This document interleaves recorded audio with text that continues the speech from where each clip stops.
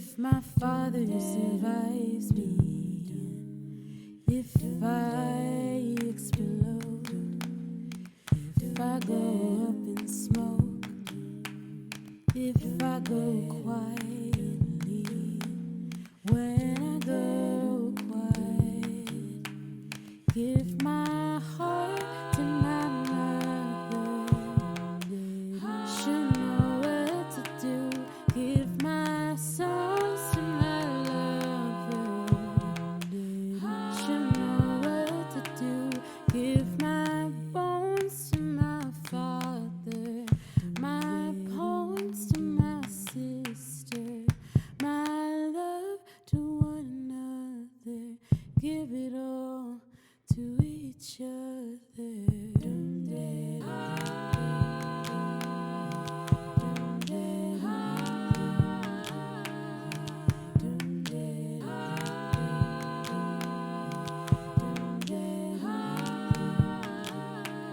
And I suppose the soul can go to the children. I suppose the trash can go to the museum. I suppose the dreams can go in the casket. I suppose the blood will go where you ask it. Will go where you ask it. Will spill where you ask it. Will spill where you ask. I'll spill where you ask. I'll spill where you ask. I'll spill. I'll spill. I'll spill. I'll spill.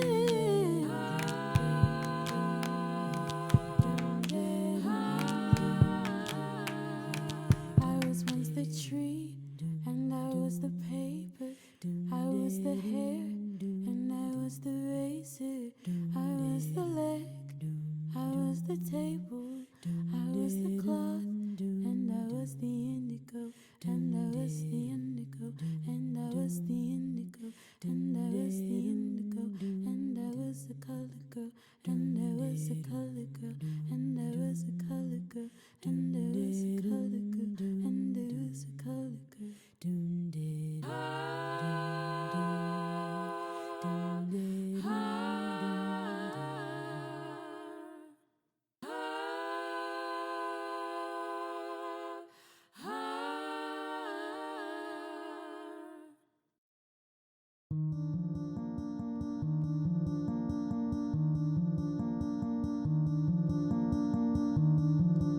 It's the blue light when we're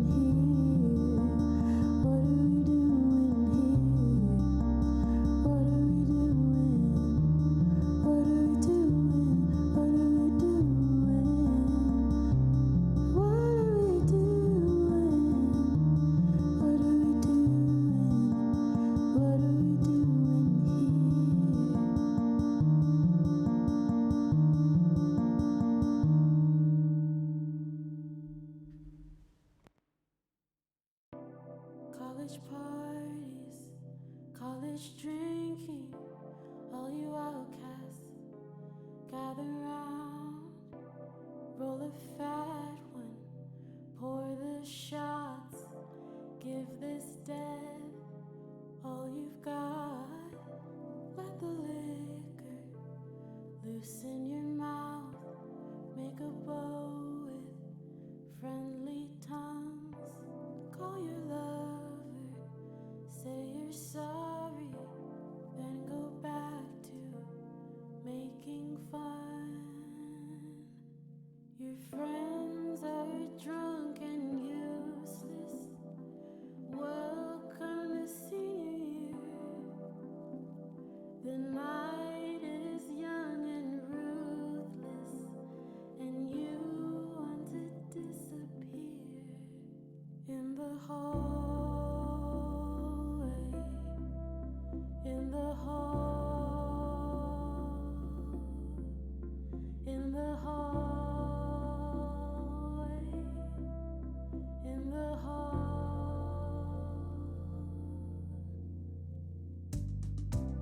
You can hear them all around you, broken hearts and blushing sighs. Truth's a hard pill to swallow.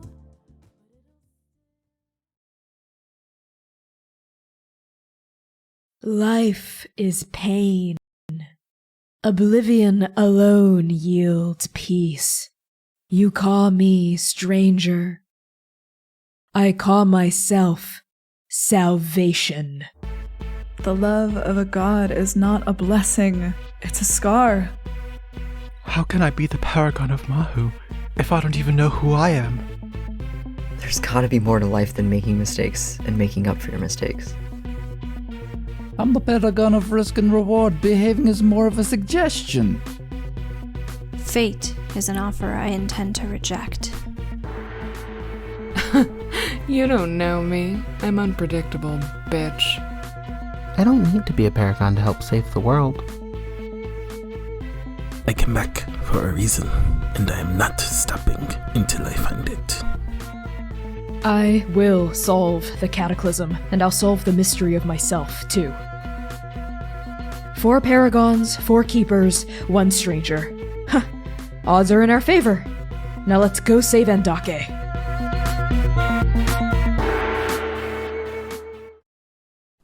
Content warnings for this episode include fantasy violence, body horror, gore, monsters and monstrosity, death and killing, apocalypse, trauma, complex and complicated relationships, flirting, romance, and fire. Hello, everybody, and welcome to Arc 5, Episode 14 of The Second Stranger. I am your GM and executive producer, Connie. My pronouns are they, he, and she. You can find me on TikTok and Twitter at byConnieChang, upfront BYCONNIECHANG. I post D&D memes and whatnot on TikTok. I do not do the dancey dance, but I might. If enough people follow me, I might do a TikTok dance, who knows. And I post hot takes on Twitter, so follow me on both platforms. I don't know why I'm opening so hot with the social media plug for myself immediately out the gate, but that's how the vibe is for this session, I guess. I'm gonna pass along introductions over to Erica. Hi everybody, I'm Erica, she, her pronouns, and I play V. I'm so ready to do something fun and exciting and mischievous, Noxurzo, and you can find me at Erica Newgirl pretty much anywhere that I exist on social media, mostly Twitter and here on Twitch.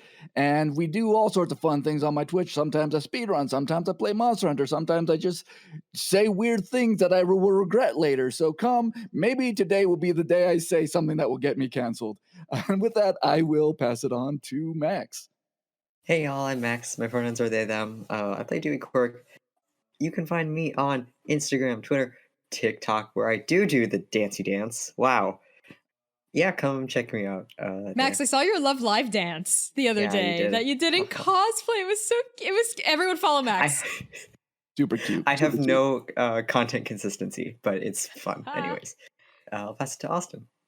Hey, I'm Austin. My pronouns are he, they, she. You can follow me on Twitter at SailorScott, at Sailor SCT Austin. I make and play games mostly is what I'm about.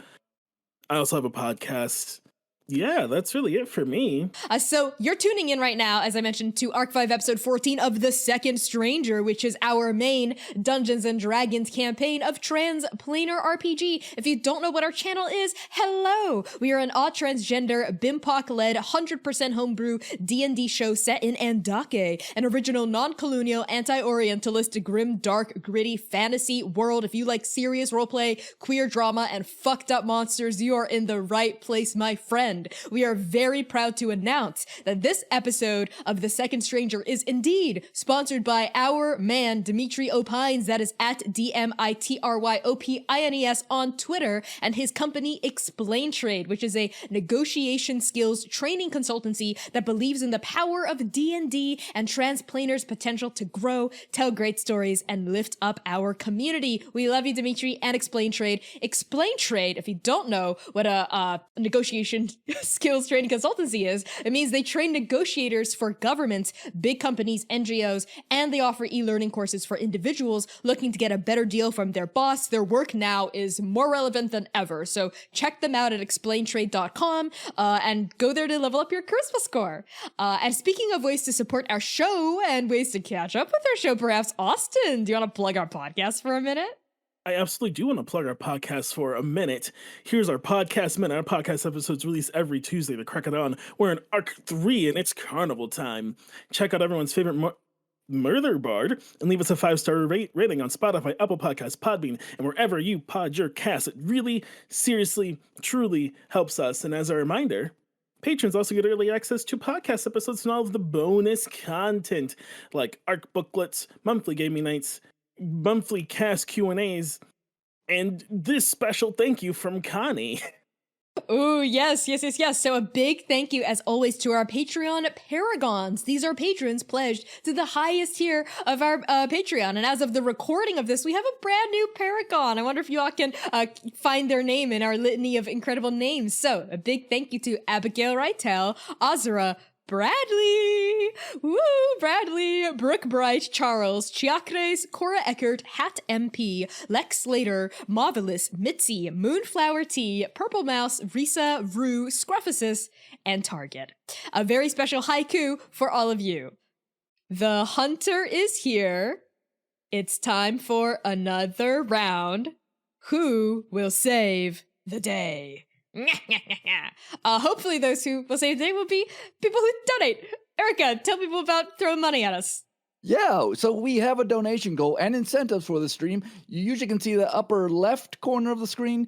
And yes, donos are going towards super fun bonus scenes, playlist drops, and more. So you can use the command donate at any time to get a link to where you can help support our all trans, person of color led cast and keep the chaotic queer content alive. Speaking of queer content, Max, Grandma Erica needs to know what's happening again. Could you tell us what's happening? Okay, Grandma. You can get to our recap document. It's updated with every release by using the !recap command in the chat or by going to bit.ly/transrecap. Here's what happened last time. Down in Carvacha's crypt, the inscription reveals that the original Paragons weren't successful in defeating the stranger the first time around. The stranger left for unknown reasons. The team confers with Dr. Aluso before deciding to spend the night in the crypt chamber in the hopes that sleeping in that environment will trigger some new dreams. V and Rev are visited by Carvach, who grants them the first dreamless, restful slumber in over a year. She also pays a sleepwalking Dewey a visit, reassuring him that she didn't choose to be a Paragon either. Abiku is visited by the Raven Queen, and not wanting to literally blow her mind, they spend the night talking about bird gossip. In the morning, they return to the village of Turai to announce they've cleared the crypt of Monster Singular, and also that V was the reason that they weren't receiving aid from Takto Kagan. The team sets out to continue following the Great Herd, where they set up to cut the hunter off and take them down for good. And now, for the title of today's episode. Today's title is Dust of Angels on Your Dress, from the poem Indecent Exposure by Brodie Parrish Craig. The full verse is, a rag, a ritual my family taught for covering untrusted mirrors. The dust of angels on your dress, as they address here as a demon. Thank you, Max. Yes, really great episode title. Speaking of dust, let's get into the session. So some content warnings for this episode and our campaign may include fantasy violence, body horror, gore, monsters and monstrosity, death and killing, apocalypse, trauma, complex and complicated relationships, flirting, and romance. So with that out of the way, let's begin. Darkness presses in, the cold wind of winter whispering and gasping and howling through the valley in the shadow of the Ogumor River Highland. The flame-red light from your torches flickers, illuminating an empty expanse of grass and field for miles and miles and miles. And then a curtain of sea-black dust descends upon the four of you, sticking to your eyelashes like vagrant snowflakes. This dust swirls, black as putrefied blood, black as woven midnight, black as the depthless abyss of void beyond stars, a feeling of immense vacuous pressure emanates from the obsidian unknown beyond your torches like the arrival of a collapsing star. The weave bends, quivers, misshapes, contorts in horrified reaction to the presence of the empty monster hunting, the god shard of Galtanger hunting the four of you now. And this swell, this smell of nothing, of oblivion, of dead space suspended between antimatter collides against your pores. The hunter and its hound are here. Its unspeakable form, taller than a Kyrian hill, wider than the mouth of the Urk River, distends this black empty space beyond the darkness, and all of you see now, hunkering into existence, a vaguely humanoid shape, 2 legs, the size of cathedral pillars, a torso looming out of range from the faded black, and you also see the hound, drooling black tar from gnashing teeth, pits of nebulous fire burning in sunken eye sockets. Abiku, Dewey, V, roll initiative. V got a 13. All right, 13 from V. 14 from Dewey. 14 from Dewey, beat out V by 1. Abiku? 21. Whoa, okay, Abiku. Top of the order. You are sort of like at the end, right, of this line of torches. I think flanked on either side by this flickering flame, and maybe 30 feet in front of you, you can see like the huge, lumbering, towering form of the hunter with its hound by its calves, sort of stepping out of the darkness into, right, like the dim, flickering torchlight circumference in front of you. Boom! The earth rattles. Boom! The ground shakes. Boom! The air and the weave quiver all around you as the hunter and its hound approaches. What do you do? I'm going to shoot the hound. I'm going to shoot the hound with my bow and hope to... Yeah, I'm going to do that first. It's the first Shoot thing. it! First attack roll of the session. Let's go. Nat 20. Let's manifest it. It's not a nat 20. It is a high number. It's a 21. That will not quite hit their AC. Would you like to roll damage anyway, or would you like to roll all your attacks first? I'm assuming you're hitting it more than once. Yeah, I will try a second attack first. Cool. Sounds good. Oh, so close. It's a 19 plus 9 is 28. The 28 would just hit. The 21 would not. I will take the 28 because for my ID I only need at least one to get Only need through. one. Okay, perfect. So roll damage, I assume, or are you doing a special thing? I will roll damage. Okay. 10 damage. Damage to the hound. And then I will use a bonus action. So I'm trying to like get this thing's attention. Draw aggro? You're trying to draw aggro? Okay. Yeah, I'm trying to like hit the hound to like get it to look at me. And I'm going to cast a spell. Ibiku's gonna crouch to the ground because there's the torches, right? And they go in because we set up like a pit for me to take the Hound to. And she's going to hopefully get the Hound and crouch to the ground and say, "Sky above and land below, light the spark in my heart," as I cast Ashladorian Stride and my feet catch a flame. My movement speed increases by 20 feet. My movement speed is now 55 feet. It does other stuff if I move near things, but I'm not near it, and I'm going to book at 55 feet, like leaving like these like fiery footsteps as I run, trying to like draw this thing's attention. That would be my turn. At the end of my turn, Sun gets a turn. Okay, yeah, the ground lights up with like fiery after images, right, of your footprints as, what's the name of the spell? What the hell is it? Ashladorian Stride. Ashladorian Stride. Interesting. Yeah. Okay.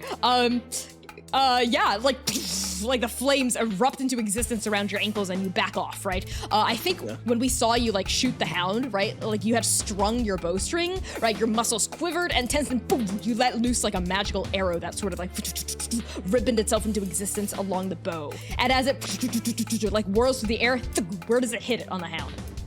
I think it hits it on the nose because that really pisses dogs off. Ooh, yeah, like the tip of this like glowing arrow like lodges squarely into the shadowy kind of nebulous tar-like nose, and it hits like a crossbow bolt thudding into wood. And Abiku, even as you say your spell and your feet light up, you see the arrow kind of sink, like a prehistoric animal getting trapped in like a pit of sludge and tar. Like the arrow just starts like sinking into its nose, but you have gotten its aggro, my friend. It lumbers its massive head, its head easily the size of a forest boulder, like groans it around, and those like dark pits of eyes with this glowing black fire within its crenellations just turn onto you, and it lets out and it's gonna begin to lumber after you. But that's not before Sun gets to go, so tell me what Sun does. As it starts to lumber after me, I run and I'm like, "Sun, now!" And you see Sun's aglow in like right outside the torchlight. And you see their maw open and their maw aglow with this like crackling electrical energy. And I need the Hound to make a dexterity saving throw, please. Ooh, a dex as save. Sun releases their dragon breath. Ooh, against what? The Hound dex save 17. Oh, it misses. It rolled pretty low. So do your thing. Nice. It will be 8d6. I will use this roller. That is a lot of sixes. 27 lightning damage to the Hound. Okay. Oh, where is Sun blasting it? Sun is blasting it in the face. Like as it like turns to look at me, Sun blasts the Hound in the face, and then Sun like stands up and like run and like starts flying alongside me, which is we're trying to like really lure it away, piss this thing off, and bring it towards us. Yes. What color is the lightning? Orange.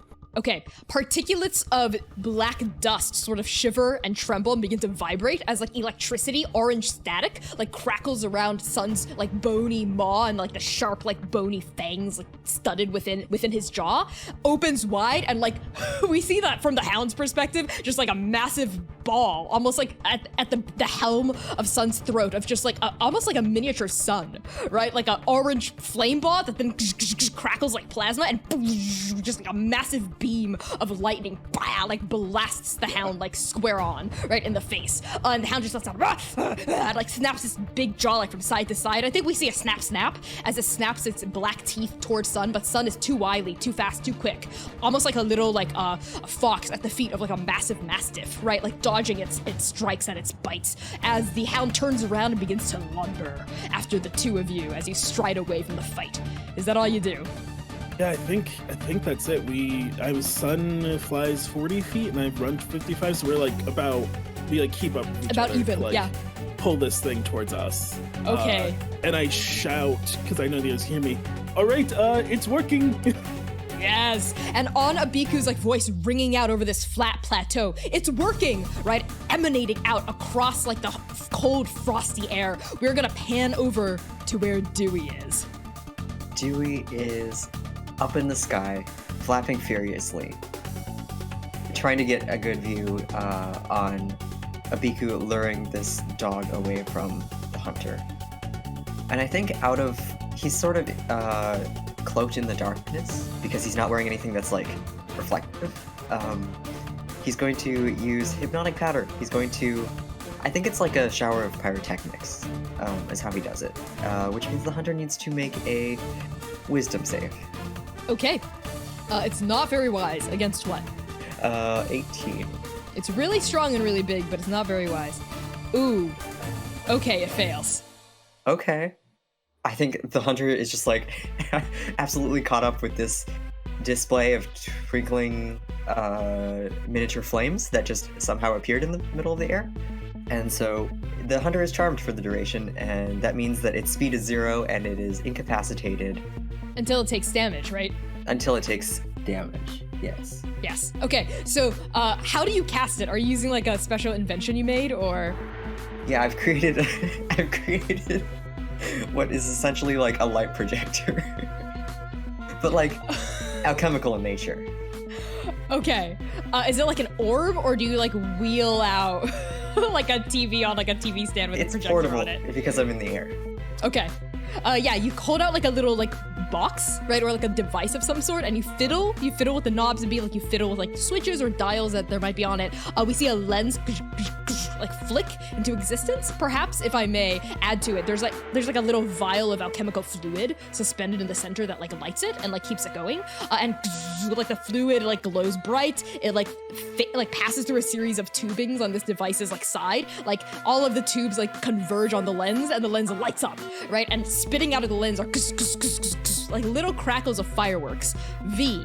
At the base of this hunter's massive feet, you just sort of see like 50 feet up into the air, pew, pew, pew, pew, little fireworks light up. But in like the intermittent like flashes of the fireworks, you see the hunter's head, which is where Dewey is. And Dewey, just like last time, it's just sort of like an ovaline head with like a perfectly smooth front and like a perfectly smooth jaw that feeds into like a sleek black neck that extends into these like rippling trapezius kind of like oblivion fed traps, and then like, you know, like the long arms with like the bone like jutting out of its back, right?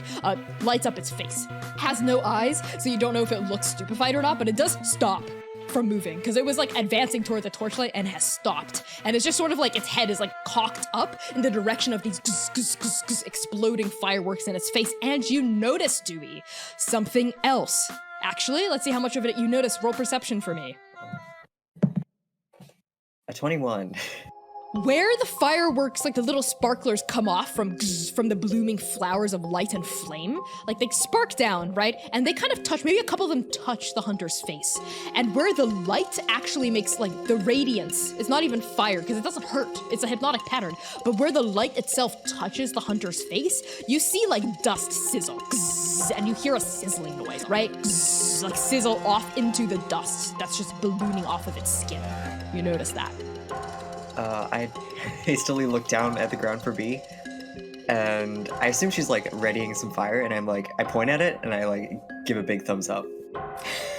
Speaking of which, we pan down to V as you give a feathery thumbs up. V, down at the base of the hunter's feet. What do you do? I think V looks up.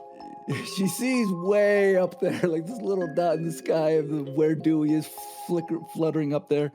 And I think V is probably standing next to Rev, and she just gives Rev a little like peck on the cheek and like, see you afterwards. And she's gonna use a bonus point, a bonus action to sprout herself some dragon wings. First off, rule number 1, when you can grow dragon wings. So You've never done this in your life, V. How do you know you can do this?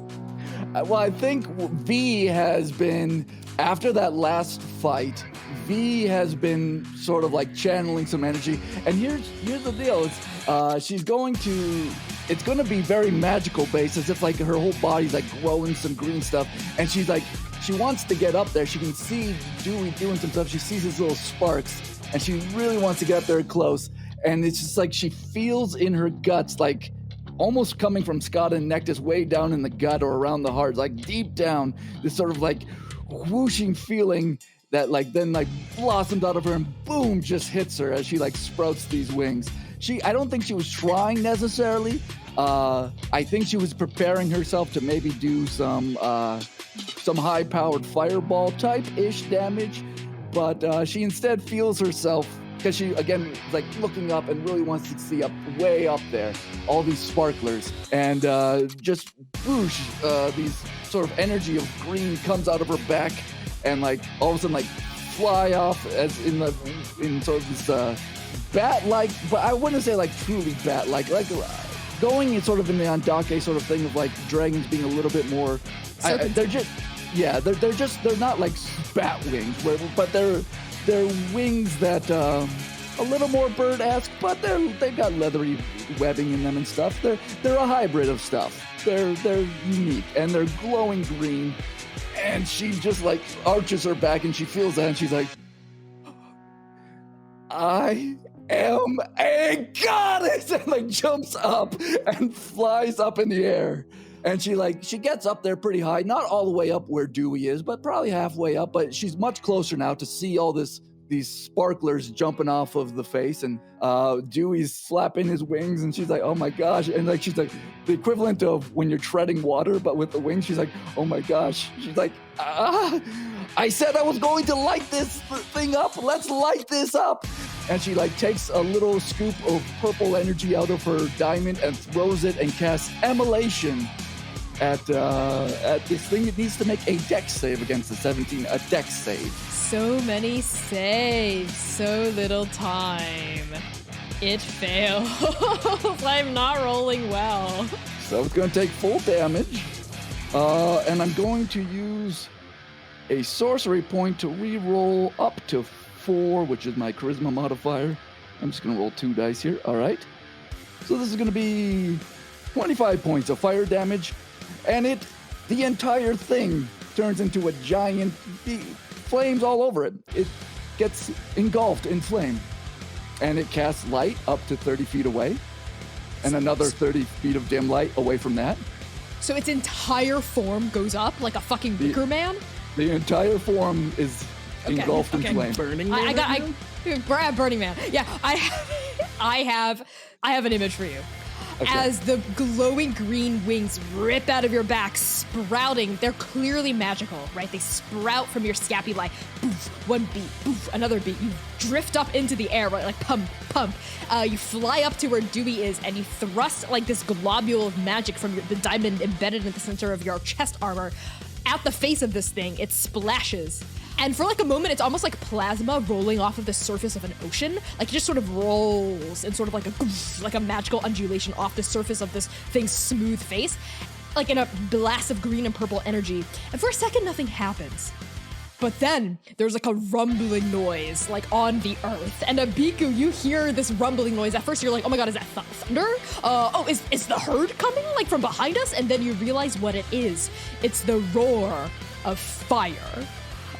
Purple and emerald green tongues of flame lick up from the base of its feet, and roll up like an oil fire. Just immediately just goes up like a pillar, right? If you've ever seen an oil fire start, up its calves, up its waist, igniting its fingers all the way up its wrists, its forearms, its biceps, right up to its shoulders, up across its abdominal region, past its torso, up its neck, and finally its head, and it's lit up like a fucking pillar of snow on Adolin, right? When I think maybe Abiku, you in particular, as you stare at this thing, are struck by an image, a memory of vestiges of Adolin celebrations in Morose, where you see pillars of ice doused in oil, then lit on fire to celebrate the welcoming of the new year. And that's what you think of when you see this thing. It's just it's a massive void person just on fire, and the fire's not even red. It's purple and green, and it's just sort of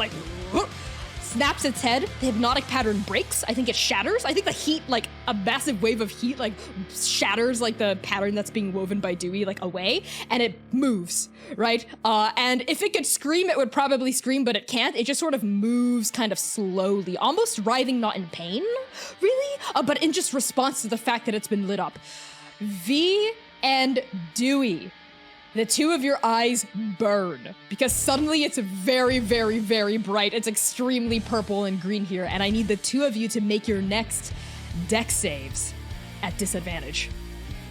Like I need to do a dex save right now, or just in the future? Yes, now. I'm asking right now. That's a 9. A 9. 12. Okay, that is a fail for both of you. That's okay. All that means is you'll take full damage. So you both are going to take 23 points of bludgeoning damage and 5 points of fire damage. As this thing's now on fire hand, like its arm sweeps out, almost like it's hitting, like it's trying to swat at flies. You know what I mean? In front of its face, because that's about how big you are in proportion to this thing, because it's gargantuan. And it slaps both of you through the air, right? And you just are collided in a massive swell of heat and just sheer, like, void force as its hand, bam, pummels both of you. And I need the two of you to make a strength save. Nat 1. Ugh. I got a 9, which I assume is of a similar result. 9 is a failure, not as bad as a nat 1. Dewey, you're unable to maintain your position in the air right by its head, so it slams you, and I think you fly through the air. You feel like a couple of your bones crack a little, right? Like all the wind's knocked out of your lungs, and then the wind that comes out of your lungs is used as oxygen to ignite the air around you as it's on fire. Everything's on fire. You're on fire. You're tumbling through the air. Everything is on fire and rolling and moving like you're on a roller coaster. Stop giving me that look, Max. Physics works how I want physics to work in this universe. I know it's carbon dioxide technically, but shut it. Shut it. You whirl through the air, and tell me where you land up. I think I end up, because the slap is coming from like a side, the side that the arm is on, I think Dewey ends up to far left of the hunter.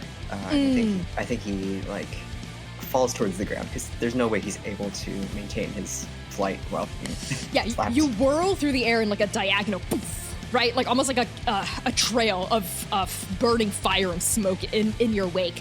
And I think because you did fail, but you didn't get in that one, I don't think you smack onto the ground if you don't want to. But tell me how you like at the last minute like avoid hitting the ground. I think by sheer luck, the tumbling that Dewey's been doing in the air has his feet hit the ground first, and so he slides back a little bit, but on his feet, so he can maintain eyesight of the hunter. Yeah, like these ruts of like dirt and like packed like snow like kick up as you like drag your talons through the earth, and you like catch yourself, right? And you like look up at this like a massive hunter that's just blown up like a Morozen icicle on Adolin. V, you are not so lucky. You are smacked by this thing out of the air, and you hit the ground from like 50, 100, 120 feet. Like it's a ridiculous amount. So you are gonna take a little bit of additional damage. It's okay, just a smidge. It's only 23 more points of force damage. You can take it. You got this. As you smack onto the ground, and I think poof, there's an explosion of like frozen, cracked, hardened earth, right? Spears of earth and ground and rock and dirt kick up as there's just sort of like a V crumpled in this crater. And I think we see your glowing wings, they cushion the blow somewhat behind you, just sort of like crumpled a little bit. And you're sort of like glowing, your entire body's glowing from your wings, right? As there's like smoldering smoke rising up from your form. How you doing, V? I think V, that hurt a little bit. That hurt, and she just like, she like coughs a little bit as she's still trying to like recover. I'm not so much of a goddess. Not so much of a goddess. You actually hear a V. As Rev, I think, runs over from where you're like coughing a little bit. She like immediately goes over to you and like, "Are you okay?" Just the wind knocked out of me. We'll be fine. Here, I don't want you to almost get knocked out cold like last time. And Rev, your girlfriend, rests her big like hands, I think, like on one shoulder and then on your abdomen where maybe there's like some bruising forming, and you feel just like a gush of like life energy surge like through your nerves as she heals you for 30 points of damage. That actually, yeah. All of a sudden you just see like V do the whole like kick back and like flip up onto her feet like like yeah, sure. do. Well, I assume you're better. Oh yeah, let's go! Let's fucking do this. Rev whirls around, right, her feather cape fluttering in the wind. She thrusts out a hand, right, Grim into existence, the silver blade, shing, right, like in front of her face, like reflecting like one golden eye, one black eye. She twirls Grim in one hand, holds it taut, right, her muscles straining, and then she runs forward and slashes Grim across this thing's ankles. Break your ankles. And she is gonna make an attack roll against this thing. Okay, she will not hit, but she will choose to roll damage. She is going to just slash the ever-loving fuck out of this thing's like ankles as it's on fire, right? We just see blades of like black energy, like shoot out from the blade part of Grim's scythe and just like cut through the fire and the flames and slice into this thing's like obsidian form. And this thing staggers backward a little. You see like one huge foot slowly pick up off the ground. It like rotates backward, almost like someone pedaling their bike backward, and then like the earth shakes as its like ankle digs into the ground, like trembles like a herd of rhinoceros stampeding across the valley, and it braces itself, right, as like Rev's like attacks are knocking it backward. So as Rev continues to mount a frontal assault on this thing, it's time for this thing to act. Let's start with the Hound. The Hound, Abiku, has been chasing you and Sun this entire time. You see all this shit happening over your shoulder? You know what I mean? As you're like bucking it as you're running, and you just hear like from behind you, the snapping jaws of this hound, right? And like the low guttural growling of its voice. The earth pounding behind you. You swear to God, you can almost feel this thing's like oblivion tainted empty breath, like hot, the heat death of the universe hot, not even fire, like heat death hot, like on the back of your body, like all over you. So I need you to just make me a Constitution saving throw. That I rolled a synthetic 20. Ooh, total? Yes. That just makes the save. So I want you to choose. You get to choose on a save. Do you want to take some damage, or do you want to take a special condition? Oh, I want to know the condition so bad, but I think damage. Because do they scare you? Because they should. Okay, good.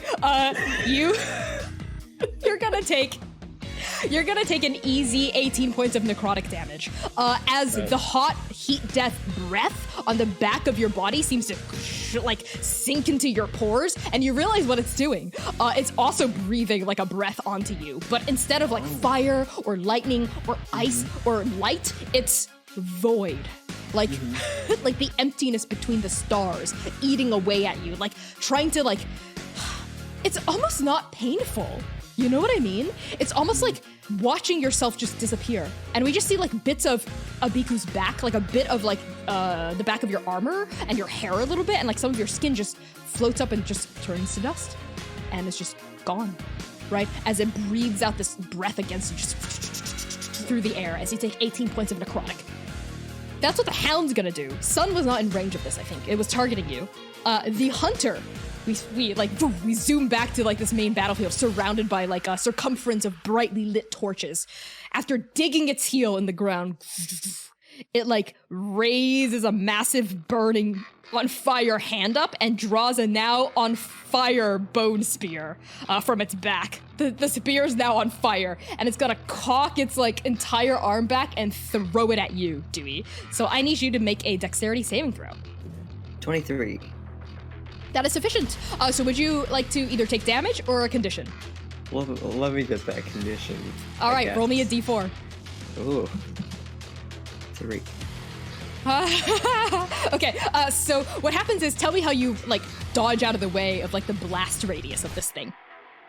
I think Dewey's just like getting back on his feet, brushing some of the dirt off of his legs, and then he sees this enormous thing coming at him, and he just sort of like throws himself to one side. You fling your feathery body off to the side as this like bone spear pummels into the earth, like as huge as like a marble pillar in the Senate House of Dabathati. This thing is fucking massive. But you avoid all damage, like you skitter out of the way, maybe like you even dodge a couple of chunks of like debris that have kicked up. But something you notice is that this particular spear, because its bone has cracks in it, And where in like regular like people bone you would see marrow or like some blood inside, you just see kind of like a void light kind of just pulsate and throb once, twice, 3 times. And the black dust that's been around all of you this entire time, specifically the dust around you, throbs and pulsates almost in response to the light within the bone spear. And there's no other way to explain it. Spokes of shadow web into existence around you from the dust, and they gum onto you, right? Onto your clothing, onto your feathers, right? Onto the side of your neck. And they don't like hurt you or anything. They just sort of like glom onto you, and they exude a kind of like empty smell, the same kind of smell that the hunter and the hound both exude. And you get the feeling that you are, in a way, marked now. So what this means above the table is any other damage until the end of your next turn, Dewey, all damage you take, no matter the source, will be doubled. So that's the end of the hunter's turn. You also hear the bone spear go beep, beep, beep, beep, like the beeping noise like from the last time when it beeped and exploded begins to mount, and you're definitely within blast radius. Oh yeah. Go ahead, V. Yeah, at the end of the turn, your hunter has to make a dex save against 17 again. Is this against the immolation? Mm-hmm. It got a 7. Are you kidding me? Okay. So it's still on fire, and it's going to take 11 more fire damage. That's nice. And it's lit up like a Christmas tree. Yeah, so it continues to burn, fire continues to crackle, and something really interesting happens at the end of its turn, V. As you have picked yourself up sprightly, right, as a young summer twig, you see almost like particulates of the hunter's body begin to just erode, turn into dust, almost like what happened with the Biku. Almost as if like the more light there is around it, the weaker it gets and the smaller it gets. And you swear, it's almost imperceptible, but you swear this thing has gotten slightly shorter. So now we're gonna go back to the top of the order, which is gonna be a Biku. The Biku is going to like turn around, like start backpedaling 55 feet, and like a badass, like start firing off some arrows. And as I string up my bow for the first one, you see as the arrow forms, you see some like the electrical lightning energy like form around it as I cast lightning arrow for the first one. Ooh, go for it. I got a natural 20 on my lightning arrow. Ooh, would you like to take full damage and then roll again, or would you like to take a narrative boon, my friend? I want a narrative boon. Man, it'd be so much shit. I want a narrative boon. Okay, what is it? I want to like knock this thing like off its game. I want it to like be unsure about how to like keep fighting me. Like, and instead of it being like, yeah, then I do this, and then it's not like it's no longer smartly hunting me, because it's like I want it to feel like it got its shit rocked, and it's like that it's not used to that happening. Okay, I love that. That will happen. Why don't you first describe what the lightning arrow looks like? So I think as it forms, and then the electrical energy forms, and I let it go, Abiku says, like, under her breath, like, "Sky above, aid me." And as it hits, just like out of nowhere, this like lightning, you all see this like lightning bolt like fall like from the sky and hit this thing. And I think even Abiku's like kind of like stops for a second. Was that like to herself? Like, was that me? Yeah, you hear Sun's voice go, "What? Abiku?" Like in your head. Did you do that? And you see the skeletal Drake like look from you to the hound to you to the hound. I don't keep moving. I don't know. Okay, right. Got it. So roll double dice for me for damage first. Absolutely. What is 17 plus 18? 35. Thank you. I haven't taken math since high school. I took college math, so I didn't have to take it in college. We're a room full of queers. We can't do math. Don't worry about it. Don't worry about it. So Max, it takes 35. It takes 35 lightning damage. And then I want to for like Sun's turn of movement and stuff. I'm just going to have Sun like fly perpendicular, like kind of like on an angle up, because I want Sun out of the way of this like nega breath, whatever. I love that. I have a fucked up idea for what it looks like when you rocket shit. Absolutely. A pillar, nay, a wall of lightning zaps down and like hits this thing. Sun flies up into the air, skeletal wings, right? Like sort of like unfurled and defying all logic, takes off into the air with skeletal wings, right? And like magically flies away. And as the lightning clears, you see that the Hound has been zapped in half. Like vertically down its body. Almost like you bisect. Vertically. Yep, zapped in half vertically. Not like a cat dog situation, but like, you know, down, like, yeah, bisected it. But it's just made of shadow, right? So there's like a moment where it just sort of stands there, right? And like you see like the arrow from earlier in its nose just sort of split open like down the wood beam of the arrow, and it splits like that, like on left and on right side, and then it sort of like falls open a little bit. It staggers. And you see one paw go a little too far to the left, and like another paw go a little too far to the right, and it kind of opens up, and it just sort of is like the silhouette, the shadow of a dog that's sort of like split, right, in either direction, right? And I think one half of its zapped open body just disintegrates into dust. Just like disappears into the swirling, howling, silent whirlwind of black crystal flying all over the place. It just joins the atmosphere. You know what I mean? Like joins the swirl of the other dust around you, like clouding your vision a little. The other half of the Hound stumbles, and half of its massive head, you sort of see like teeth, right, on like the inside of it where it got like zapped open, like turn and like look at you, but it like sort of like twitches, you know, and it like kind of hops, right, like one step forward, one step forward, one step forward, one step forward, like kind of like lurching at you. It's definitely off its game, but it's still coming at you, but it's off its game. Yeah, nice. Wow. Okay, yeah, don't ask me, I am done. Don't ask me. Okay, that was your turn. That was your turn to beat you. I'm assuming you're using the rest of your movement to like lure it further away, right? Sounds good.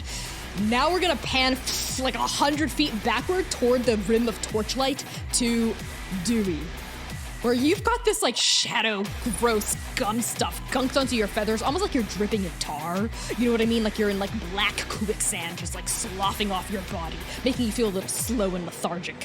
What do you do? I'd like to retcon something. I think that as Dewey got smacked through the air, he's the kind of person who carries everything he owns in his pockets, right? And as he got smacked through the air, I think you just see things like falling out of his cargo shorts as he's flying through the air.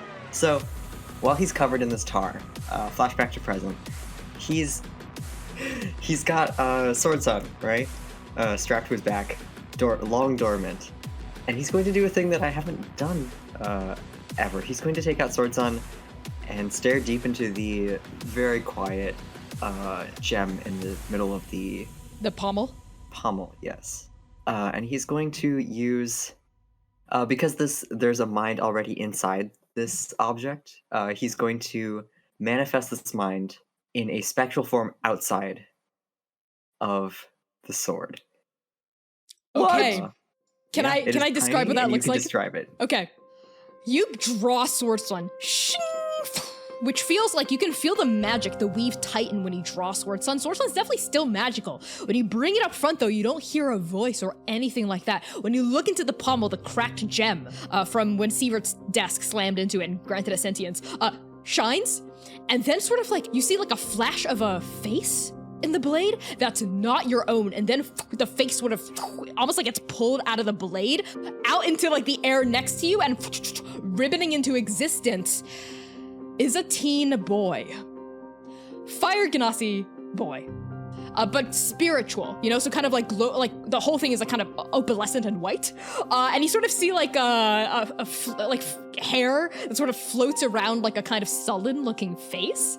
And the hair is like just like these licks of flame, of like white flame, because everything looks ghostly, right? Like off of like like off of his head, and he's just sort of like, he's sat cross-legged on the black grass next to you, the spiritual form. He's cross-legged in like in leather armor that looks very similar to yours. Like if a father had like made a version of like his own armor for a son, that's kind of the leather he's wearing, but it kind of looks patterned off of you with trousers and boots. And he's got like a kind of like teen undercut. You know what I mean? Like a teen queer boy undercut.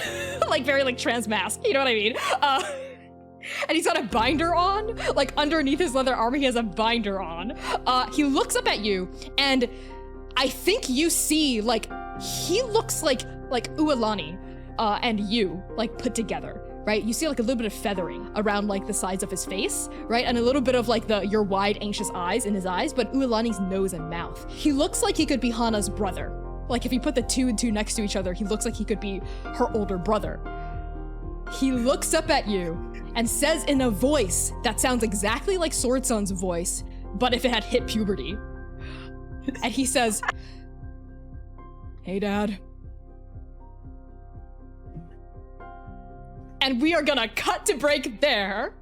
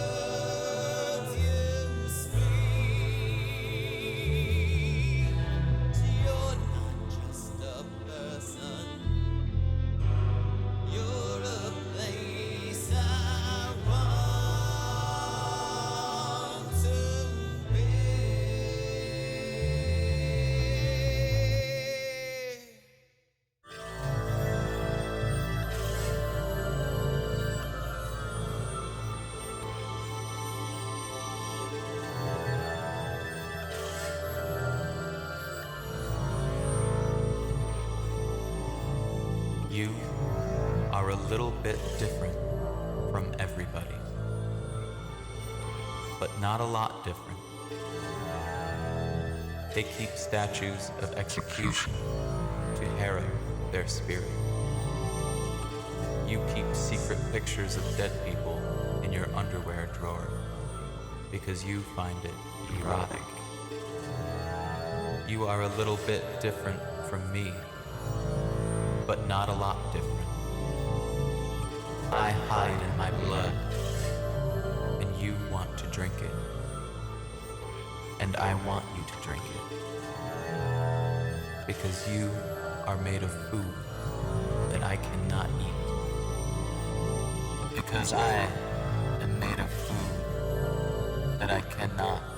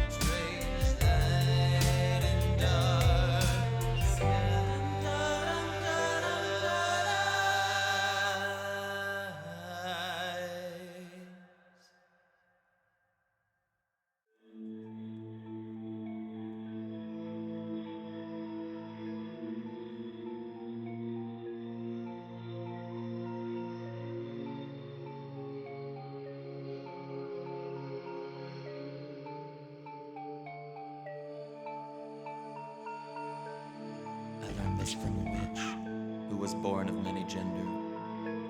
I learned to see a light I learned to watch it glitter. I learned a secret from the light. I learned to watch it dancing. I learned to swallow light, to illuminate my darkness. I learned to feel love when I look upon my dark things. I learned this from a witch who was born of many gender. I learned to see a light. I learned to watch it glitter. I learned a secret from the light. I learned to watch it dancing. I learned to swallow light, to illuminate my darkness. I learned to feel love when I look upon my dark things.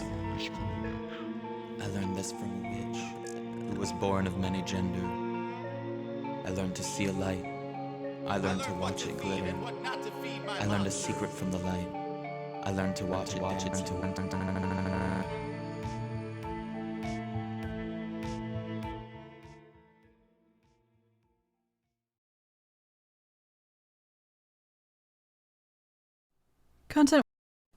Content warnings for this episode include fantasy violence, body horror, gore, monsters and monstrosity, death and killing, apocalypse, trauma, complex and complicated relationships, flirting, romance, and fire.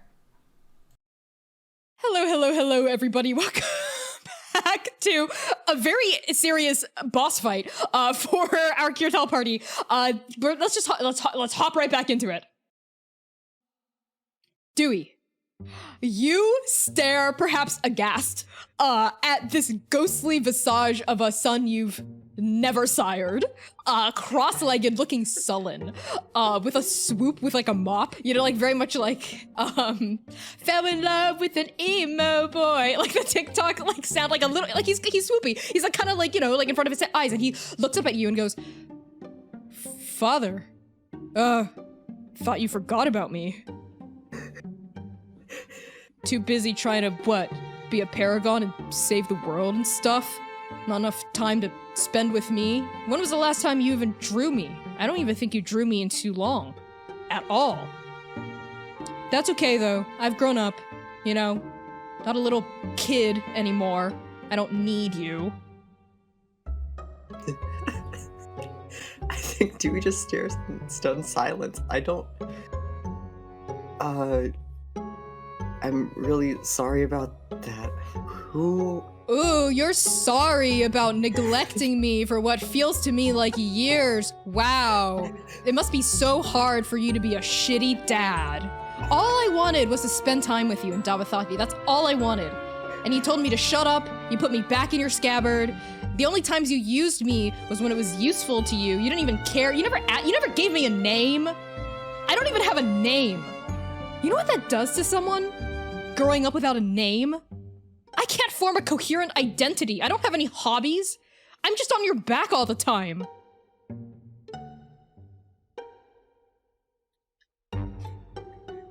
You're having so much fun with this, aren't you? I want to try to make it dramatic because this is a serious plotline, but also it's hilarious. It's like a big dude on fire. And what? Now you want me to clean up your mess? Because you're covered in gross monster goo and can't get out of it without using me as a weapon of violence? Well, I don't think so. The one piece of identity I've realized that is actually important to me and is mine, not yours, is I'm a pacifist. When did that happen? Oh, so now you care. So now you care about my hobbies and interests, huh?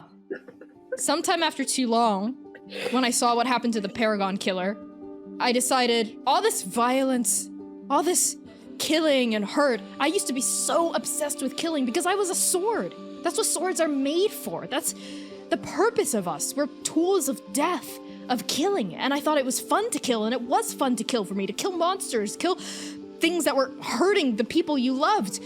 Like you, Dad. I loved you. But now I see that it doesn't matter how many monsters I kill, you'll never love me back. So I'm a pacifist.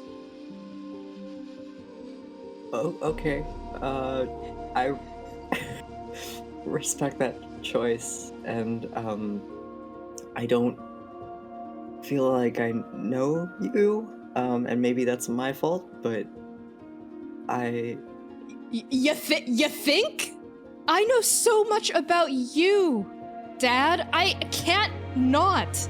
You carry me everywhere. I saw everything you did in too long. Everything. In the carnival, even. Everything in Dabathati. I know who you are. I know your name is Cardew Quirk. I know you're a paragon. I know you have friends and you're trying to save the world and you had a wife and I have a sister that I've never met and I don't think I ever will because I'm not even really a person, am I? I'm just one of your tools. Sure. Well, no. Listen, I don't really know what you are either, but I would like to get to know you, and regardless, I love you. Dewey, do you mean that? Yeah. Dewey doesn't throw that around. The spirit of your sword son looks up at you. Like, through, like, the mop of, like, fiery bangs in his eyes, or he, like, makes eye contact with you.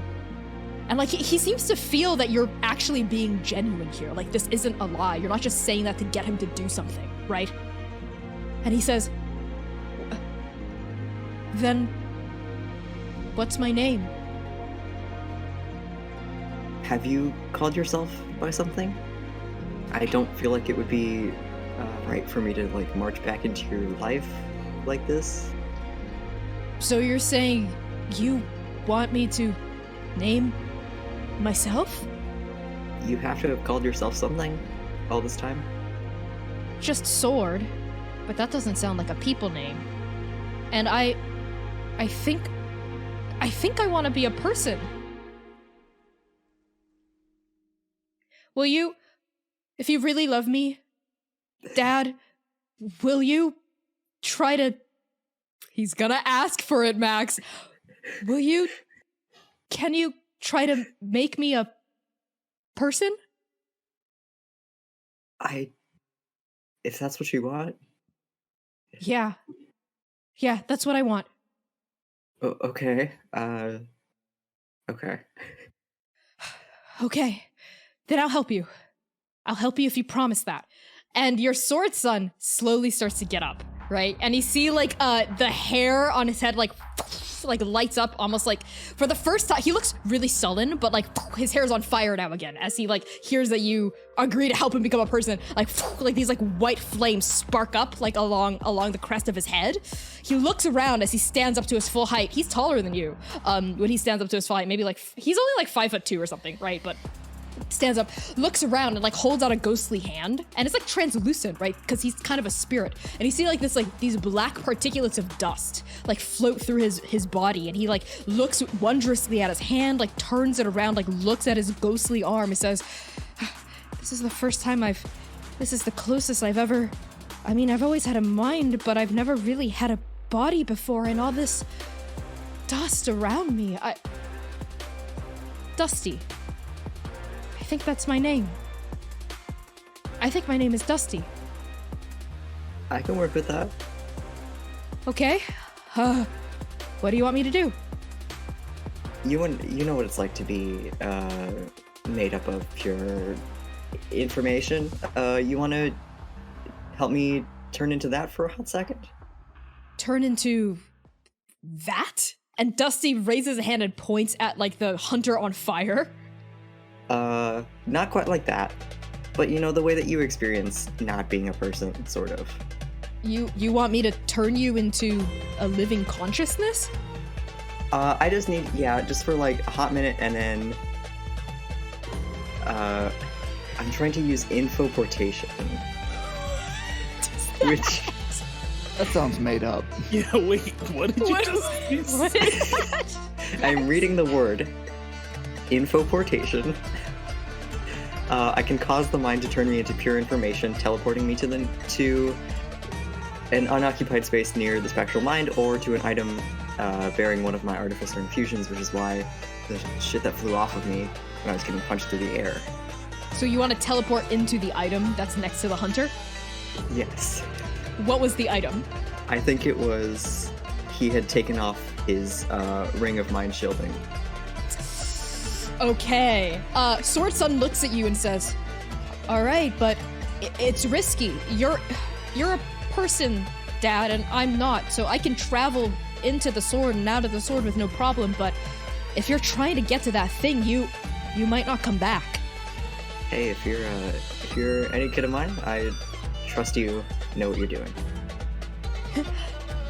Okay, let's do it. Dusty reaches out both hands and just claps you on either shoulder.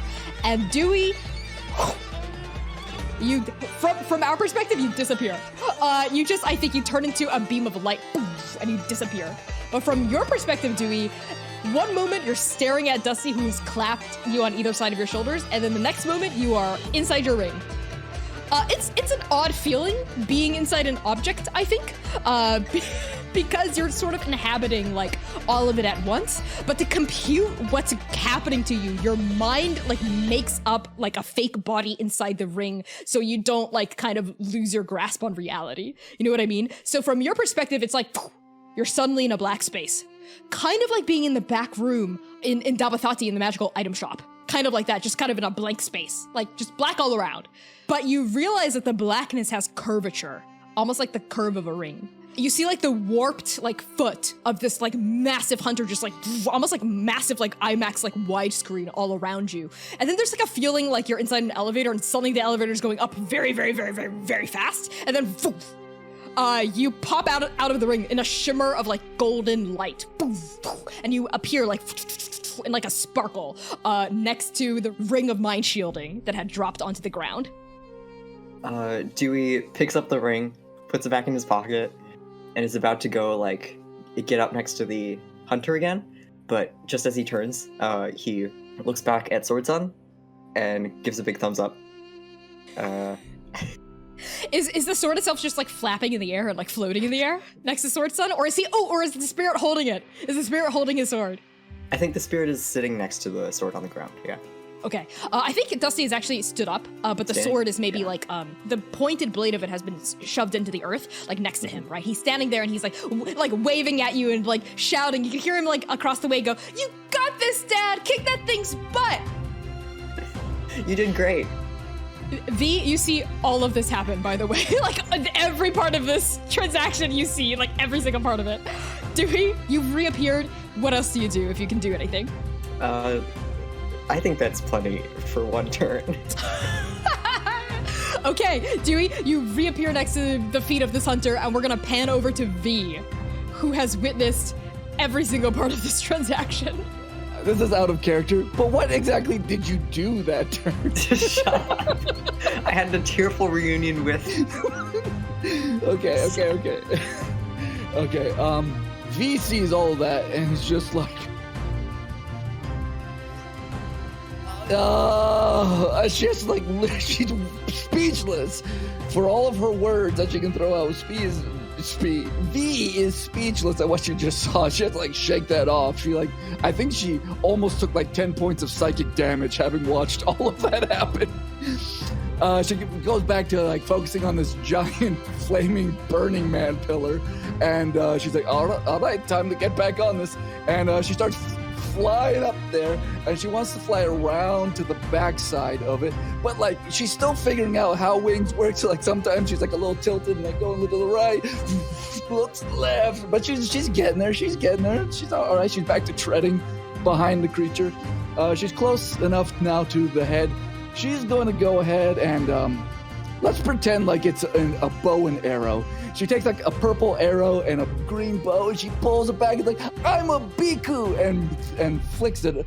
And she's gonna cast a level 7 fireball thrown at the hunter's head with that arrow. So that's a dex save. Okay, let's see if I keep 17. Rolling poorly or not. I got a 10. What is happening? I'm gonna have to switch out my dice. I fail. So that's going to be 12d6. And let me just... 50 points of fire damage, if you will, please. Right on its head. Explosion across the head. Just burning of hot white, green, and as it like dissipates, because this will dissipate, then you see the sparks of the flames of like green and purple as it dissipates. Yes. This thing, its head sort of like tilts a little bit to the right, almost like you're like when scientists try to correct the course of a meteor that's like hurtling toward Earth, they they shoot like bombs at it. Like sometimes it's almost like a little bomb going off against the side, like a tiny little bomb going off against the side of this like, massive head, and its head sort of jerks a little bit to the side, like real slow, like course correction, and then its head just like gently swoops back into the same position, right? Even as like the fire off of its body continues to roll, like dust continues to disintegrate off of its form, but the rate at which it's shrinking is minuscule. It's happening, but it's minuscule. And V, I think with like the additional fire that you lob up with this like massive arrow, you can tell that it's gonna have to fail its dex save against immolation probably for like a year straight to be whittled down to nothing at this rate. Right. All right. I think with the remaining of V's time, she's going to like shout out like, "Look, we're doing some damage, but we're gonna need some brighter light or fire, light, anything. Anyone got anything?" No, I don't have any big light spells I can sustain for a long time anyway. Rev's shouting as she's like continuing to like whip her scythe around and like carve up this thing's like ankles. Dewey, do you have anything that can light this thing up? Not bigger than what V could do with an explosion. Wait, hold on. What about Galtanger? She's literally the god of light. You think if she came here, she could, help us out? Okay, but I don't have a summoning spell. You're her paragon, and she's right behind us. Isn't there some way I could call out to the Raven Queen when I was near the weave-spun nest? Scott and Nectus were able to reach out to V in the carnival. Surely there's gotta be a way that you can call her here somehow, right? Did you not see me just have another extremely intense intrapersonal moment? I did. I'm gonna table that for now. Also, V, I'm gonna table the fact that you literally grew fucking wings. What the fuck? Anyway, I'm just order of priorities here. Can you get Galtanger here or not? Sure. Yeah, why not? Keep the hunter busy? Yeah, you got it. That's one thing I can do. And she continues to, she winds up her scythe for like a power attack, or like she holds it over her shoulder, and her scythe grows really bright, like a massive bright black light, right, comes out from the blade of her scythe. And, she slashes it down, like a massive arc of black light, a crescent arc cuts forward and poof, slams into this thing's calves, and it it reels backward again, takes 2 steps back, continuously burning with green and purple flame. So Dewey, what are you trying to do to get Galtanger's attention? I think Dewey faces the direction that the herd would be coming from, and has his arms open, and he closes his eyes, as if you might do on a sunny day, soaking up the rays of the sun, even though it's dark. You face the sky even though you're cloaked in darkness, and these globules of tar have continued to slough off your body. Open up your feathery arms, right, and entreat the heavens. So tell me, what are you thinking? What image or what prayer is going through your mind to try to summon Galtanger?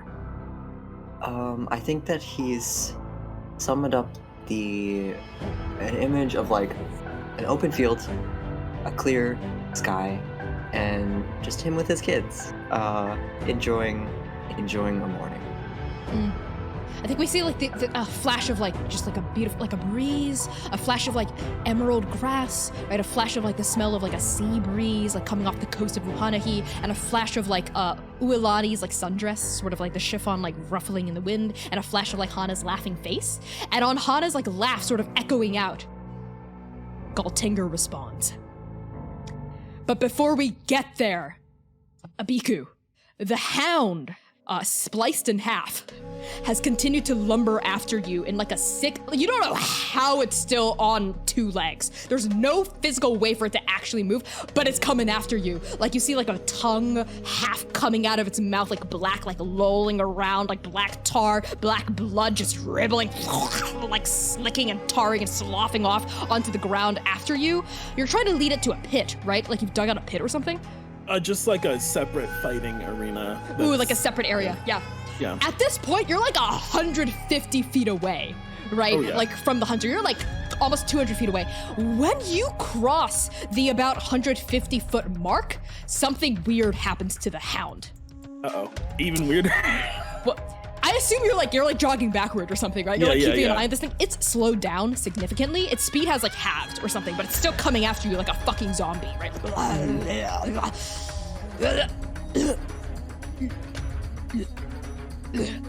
And kind of like a zombie that's lost the scent of its prey, the hound just kind of stops moving. Even though you see those like that black pit of fire glowing in its socket stops, and it just sort of stands there, separated by a distance of maybe 150 feet from the hunter. It stands there and just kind of looks around, right? Like you see its like punctured nose, like sort of like sniffing the air, but it doesn't seem to get your scent. And it's just sort of like twitching and looking. I think a Biku's gonna walk up. I walk up to it. Sun, who's still in the sky, you hear his voice in your head go, Abiku, are you sure? Be careful. It could be a trap. Well, if it is a trap, then we'll find out very quick. Okay, that's fair. She's gonna walk up to this thing, like feet on fire still. You approach it. It continues to.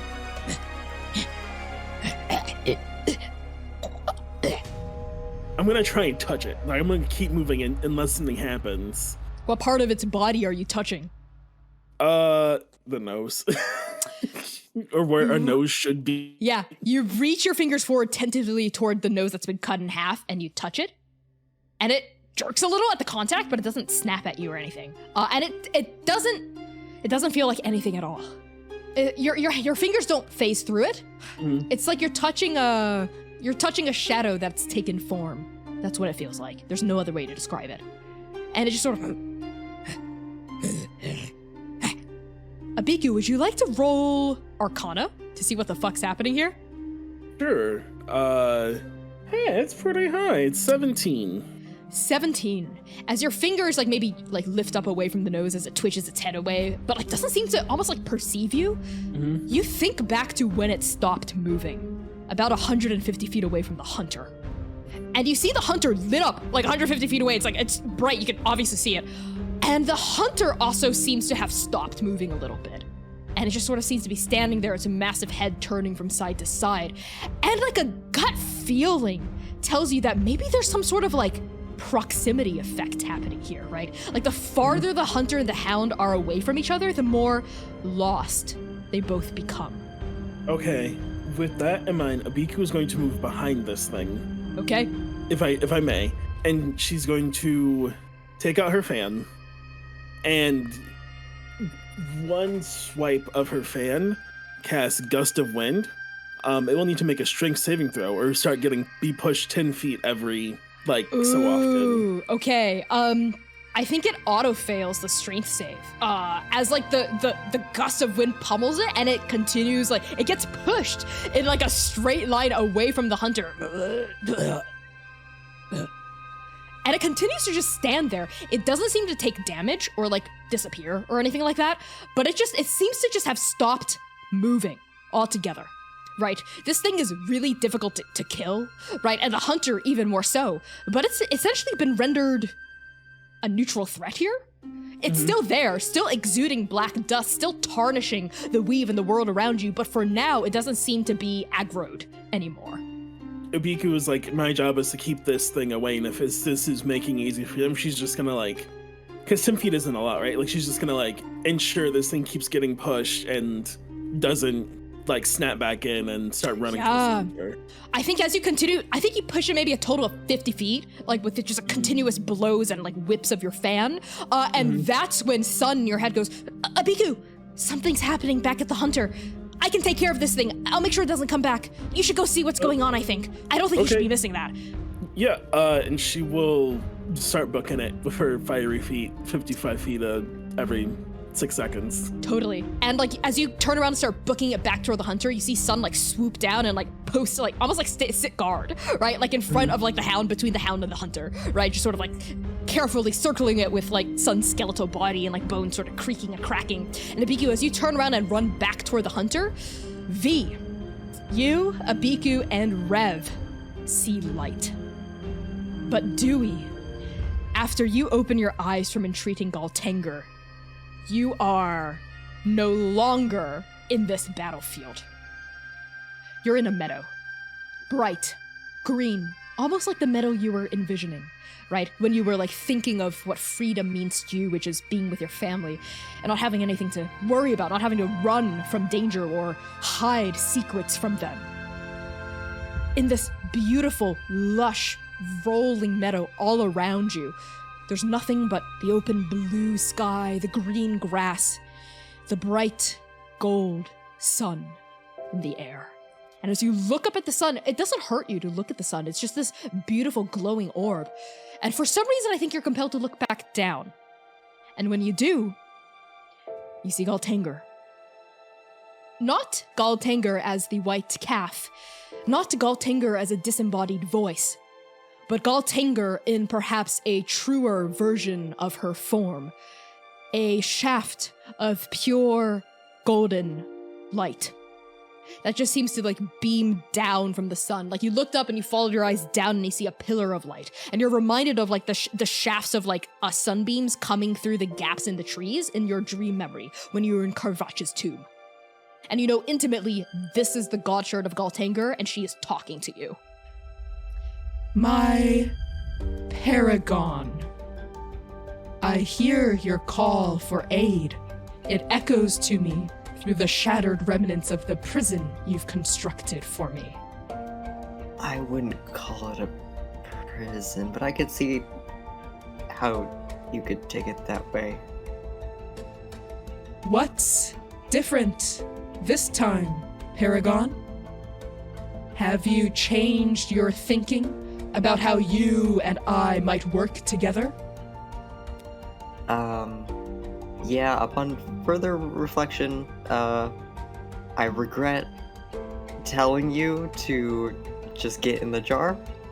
I understand how that could feel a bit like a trap, a little bit confining. And all I want from you, Paragon, is honesty. Do you or do you not plan to keep me inside a jar for the purpose of keeping yourself safe, yet sacrificing me? Or do you plan to march toward our destiny together and figure a way forward not as jailer and prisoner, but as equal partners? The second one.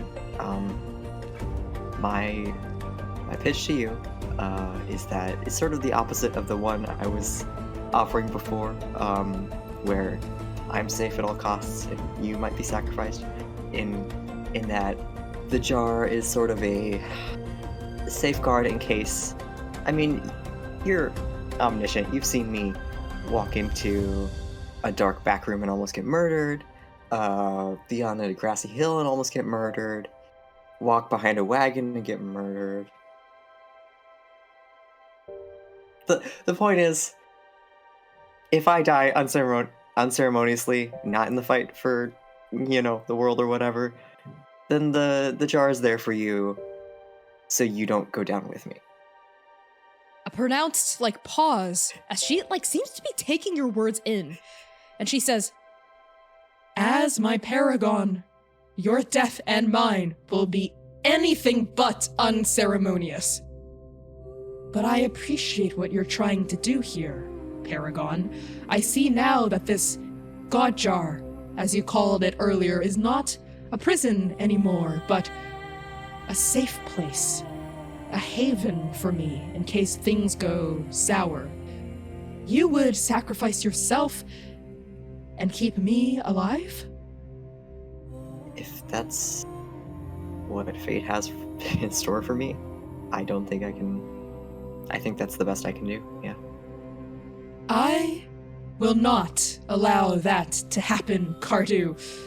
Fate may have plans for us, but I, As the God Shard of freedom itself, I have plans for fate. No one decides what my destiny is aside from myself and my paragon. Do we have a deal? Can you accept me into your soul as an equal? Dewey, for a moment, looks around at where his family was just a moment ago in the dream, and in the same tone he had when he told the Sword Son that he loved him, he looks back up at Galtanger and says, "I do." You feel like a rushing wind. It's not unpleasant, but it's just, it like ruffles through your feathers, right? And like opens up your face a little bit more, right? And like I think your glasses kind of like rattle a little bit on the bridge of your nose, right? Like your feathers like ruffle, and like the light gets brighter. And the last thing Galtanger asks you, Dewey, before something massive happens is, are you scared? Not now. Good. And back in the now, Abiku, V, and Rev, just as I described, the three of you see a massive explosion of light come from like the base of the hunter's feet where Dewey was standing like not 2 seconds before. And you all see like from this explosion of light, Dewey like fly through the air, like his body like somersaults through the air. And Dewey, do you want to describe to me what your friends see as you're like being flung back by this massive explosion of light and force? You see a very bright flash of light, and then just this small bird form go tumbling through the air, and it arcs through the air and then hits the ground and keeps rolling for a while.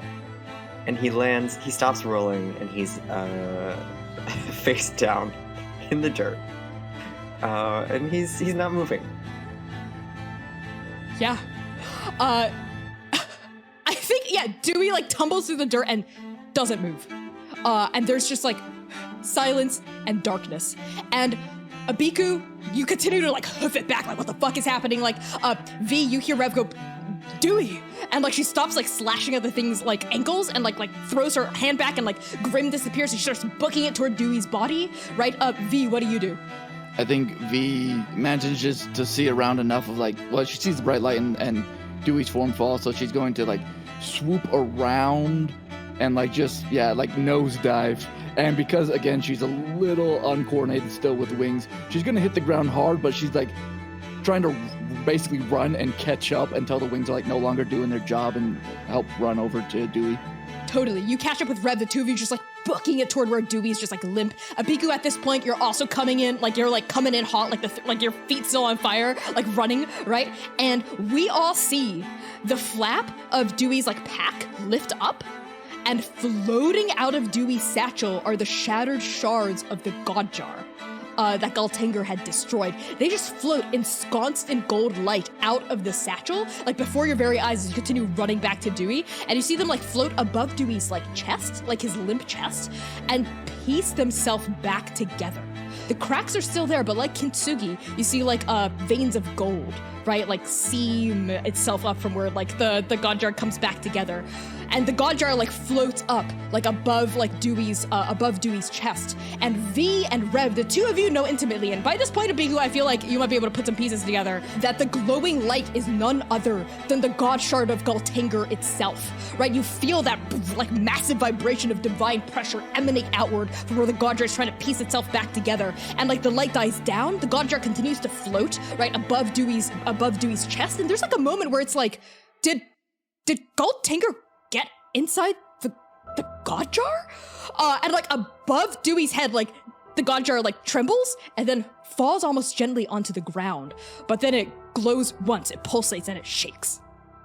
Right? And like as the pulse comes out, it like kind of hits Dewey's limp body, and it also hits all of you, stopping you all in your tracks before you can reach Dewey. And Rev goes, ugh! She like throws up a curtain of feathers to like block you, V, and her from this pulsation of light. And Abiku, you're hit by it too, and I think you're stopped dead in your tracks. There's a pulse. There's another pulse. And like I think even Rev, who's really strong, is kind of like knocked backward by like 5 or 10 feet by this other pulse.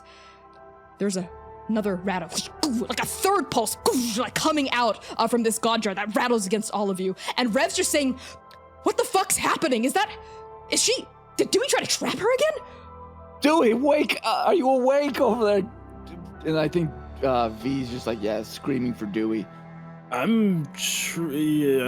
think I changed my trajectory to Dewey's body if I don't see Dewey moving. So I'm.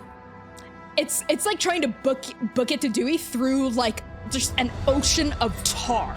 It's like you're making progress, but it suddenly becomes really hard as like this radiant energy seems to slow you down. Like Galtanger's presence doesn't want you to touch Dewey for whatever reason.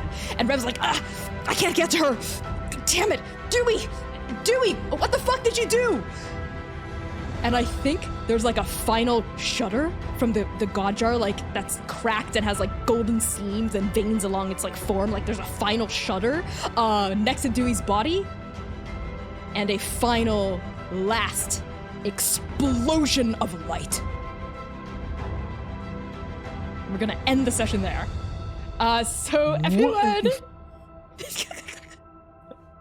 No, I refuse. I'm absolutely not getting off this call. I refuse. I refuse. This is the first time someone's refused me when I cut a session. Keep going. Yeah, you've never met me. I refuse. Keep going, bitch. GM for me. I'm sorry, I rolled a nat 20. We're going on. Wow, thank you so much, everyone, for tuning in to Arc 5, Episode 14 of The Second Stranger. Galtanger Pokeball moment. What's happening? I hope you all enjoyed that boss fight. What is going on with Swords? I can't wait for 2 weeks from now. I've been your GM and creative producer, Connie, pronounced they, he, and she. Find me on TikTok and Twitter at @ByConnieChong. I'd pass along introductions over to Erica. Hi, everybody. I'm Erica, she, her pronouns, and I played V. We're going to Burning Man, not Scherzo, and you can find me at Erica New Girl. Come watch me on Twitch sometime. I guarantee you it'll be fun time. And with that, I'll pass it on to Max. Hey, I'm Max. My pronouns are they, them. I play totally dead Dewey Quirk. R.I.P. Paragon.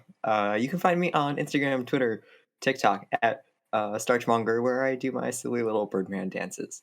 And I'll pass it to Austin. Hey, I'm Awesome. My pronouns are he, they, she. I just got done playing Abiku, Storm from X-Men Ishtar. You can find me on Twitter at SalesCaustin, at SCT Austin. I do game stuff. I have a game on Kickstarter right now, Deimos Academy. Go find it. Go back it if you would be so kind. Or just tip us a little bit if you're like, I don't need another game, but I hope you make your game. It's a coloring book horror GM-less TTRPG. You'd learn more at the Kickstarter. It's a really awesome game. Everyone should buy it and give it so much money and pay Austin a lot of money. Is what I'm going to say. So everyone, thanks so much for tuning in. We will be back next week for the Dabathati party. And the week after that is going to be the conclusion of the Kirtal party's entire arc. What? So we stream Saturdays at 5 p.m. US Central Time. That's going to be 5 p.m. Pacific Time, 7 p.m. U.S. Central Time, 8 p.m. Eastern. Thank you for the stank faces. I appreciate that because I forgot. We're going to be raiding someone really awesome right now, no doubt. Stick around for the raid. Tell them Transplanar sent you. Give them a follow if you like what they're doing. You don't have to, even if you have to pop out, just say Transplanar sent you. Rep Transplanar in chat. We love you so much. We'll see you next week. Bye. Pijo.